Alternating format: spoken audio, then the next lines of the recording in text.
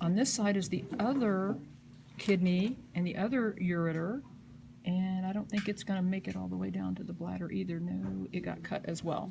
So here's the bladder right here, and it's surrounded by fat for protection because the bladder is a fairly fragile structure. Okay, and then here is the urethra. Okay, and we'll come back to that in just a few minutes. Then here is one ovary right there. That little bitty pea-shaped or bean-shaped structure right there is an ovary. There's another one on this side right there. And then this little wavy curlicue structure that you can see on the back here is the oviduct. And that is those are the blood supply to the oviduct, but the pink tube is the oviduct. And it's going to empty in right here to the top of the uterine horn. Okay, and then the same thing will happen on the other side. Okay, you can't get to that as well on the other side of this one. Okay, you can see a little bit of it, but not. This is much better. Okay, so here's the uterine horn on the left side. Here's the uterine horn on the right side. And the bifurcate uterus is what enables cats to have so many kittens. Okay, because they can have a bunch in this side and a bunch in that side. They come together in the body of the uterus, which eventually becomes the vagina. And then the urethra and the vagina are going to, the uterus, the vagina, and the urethra are all going to come together in the urogenital sinus. And this is like a cavity that everything from the urinary tract and the reproductive tract come into, and there's only one opening to the outside in cats. Okay? So all the pee and all the kittens are going to come out the same opening, as opposed to humans, where there's a separate orifice for the urethra, a separate one for the vagina, and then obviously, as in cats, a separate one for feces. Okay, so the two openings in people, only one in cats. So that is the lady cat. Okay.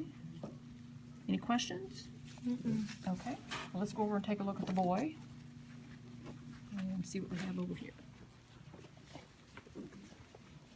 Okay. Again, we have the kidneys, and this one's been cut in half. So make sure that you can identify the cortex. Get in here, Elizabeth.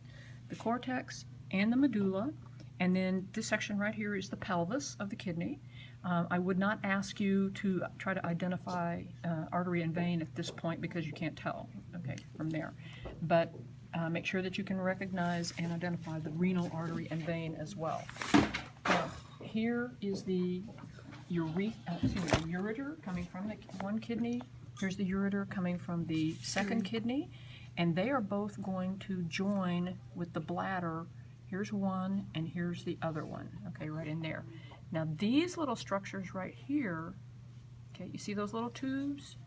These little bitty tiny tubes? These are the vas deferens, okay? So that's the big bladder, and then here is his urethra. And normally the prostate gland would be right in there, but we can't really find the 3 accessory glands on this cat. Don't know if they got chopped up, in some other dissection. So I will not ask you to identify those, the seminal vesicles, the prostate gland, or the bulbourethral gland on the cat. Make sure you know them on the models, okay? And then here is the penis, right here. This is the scrotum. This one's empty. This one still has a testicle inside it. Way by the tail. Okay. Here's a testicle right here. And this structure right in here is the epididymis. Okay. And that's where sperm are stored until they mature. Okay. And then once that happens, you have the spermatic cord, which has been cut.